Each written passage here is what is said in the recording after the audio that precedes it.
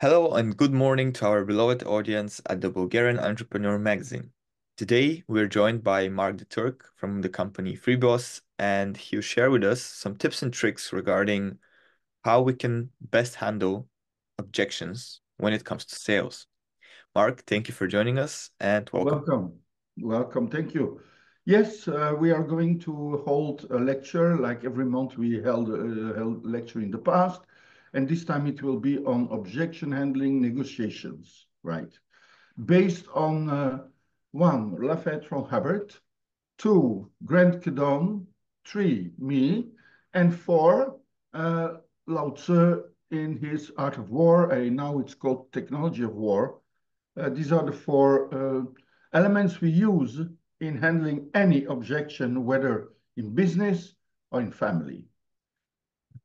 Okay. Mark, what are the most common types of objections when it comes to sales? When it comes to sales, it's no money, no time, huh? Right? This is the classical thing. Or I have to think about it, right? Yeah. Okay, how do we handle the price objections? Well, of course, I'm not going to give all the data now. I would invite people to come to the lecture where we will do this. But the point is that any objection is one positive challenge, you know. If the people don't know about you or don't say anything, that's worse. But if they say our price is too high, that means that they are interested, right? It's just a matter then of negotiation, right? And the first thing in handling any objection, including the price objection, is making the other person right while not making himself wrong, meaning finding how the other person is right in his objection. That's super important. If you don't do this, everything else will be time waste because in the mind of the client, he will still have the objection. While if you make him right, if you find that thing by which he can be right, he will, this counterforce will disappear, right? This comes from Kung Fu techniques and also from Ron Hubbard on his book Ethics, where he talks about how to make a person right. Yep. Very interesting. Okay, and when it comes to like probably the most common one, like I have to think about it. Like how do we start approaching this type of person who is having it very difficult to make decisions? Well,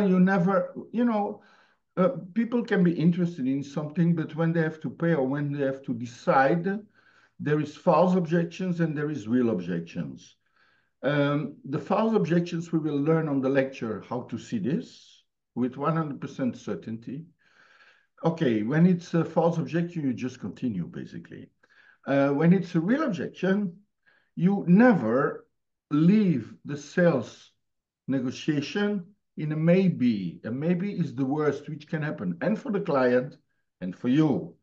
You better have a certainty, either no or yes, because when people are thinking, either they need other information, or they want to see competition, or they're just doubting.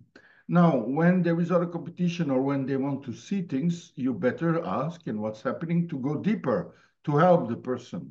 When it's just the fear of doubt, the fear of taking decision or the doubt, you help this person with no or yes. You do not end a sales negotiation in a maybe. This is the worst what can happen. So I call this the camping technique. You go till the end. And I have beautiful examples, which I will give on the lecture on that. But the point is, I prefer to have no than maybe, you understand? It's like when you want to marry someone and the girl says, maybe you don't sleep, you're right? It's better no or yes than a maybe. And that is the point in negotiation.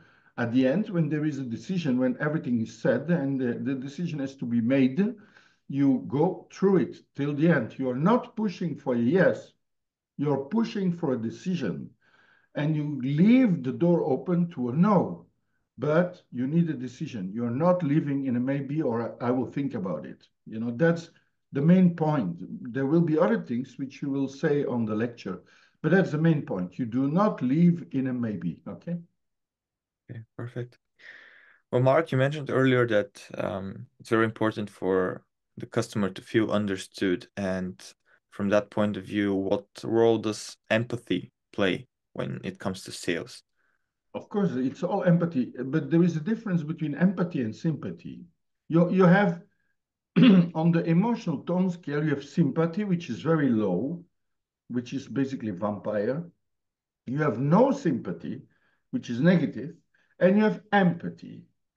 Of course, a salesperson has, and not only a salesperson, in a negotiation, you need to stay in empathy, not only understanding the person, but understanding why the person is right. And that is a very difficult task for lots of people on this planet, to make the other person right. Basically, we all have different eyes and we see from our own viewpoint. And it's not only to understand the viewpoint of the other, but to see how this person is right from his viewpoint. That's the most important, because a lot of salespeople, they say, yeah, I understand, but they don't understand the rightness. They want to make the client wrong, which is, on this planet, if there is one thing people have in common, is that they always want to be right. Not necessarily that they are right, but from their viewpoint, they are right. And so if you make them wrong, they fight, they fight till the end, sometimes really heavily, okay? That makes sense. And the lower the person on the emotional tone scale, the more the person wants to be right.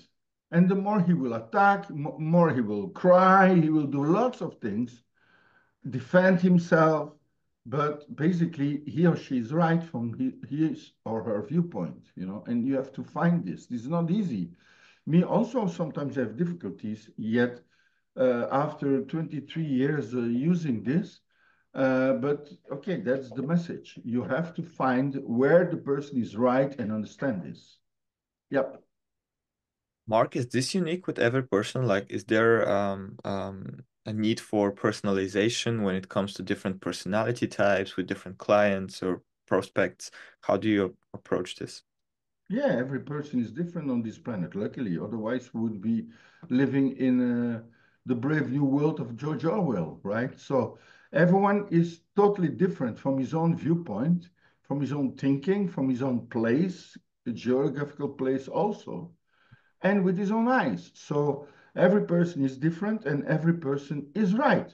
Now, the game is not to absolutely be right, but to find a solution where both end client and salesperson are right. This is called a win, super win situation, right? Perfect. Not just win-win, because you hear a lot of people win-win. It's basically win, super win, right? Amazing. Fantastic. Well, Mark, thank you for joining us once again. Welcome. Looking forward to the lecture. And yeah, if you can tell us just briefly what we can expect. Yes, so on the lecture on closing, you will expect the 6 steps in closing any negotiation. These 6 steps, they will be explained with details, with cases, so that people can, practical cases, so that people can really use it afterwards. And a lot of people, when they finish this lecture, really actively use this, And this will be on 22nd of October, 22nd of October at 4 o'clock. 22nd of October, 4 o'clock, online. So with this, I would like to invite everyone to come to this lecture. Perfect. Thank you, Mark. Welcome.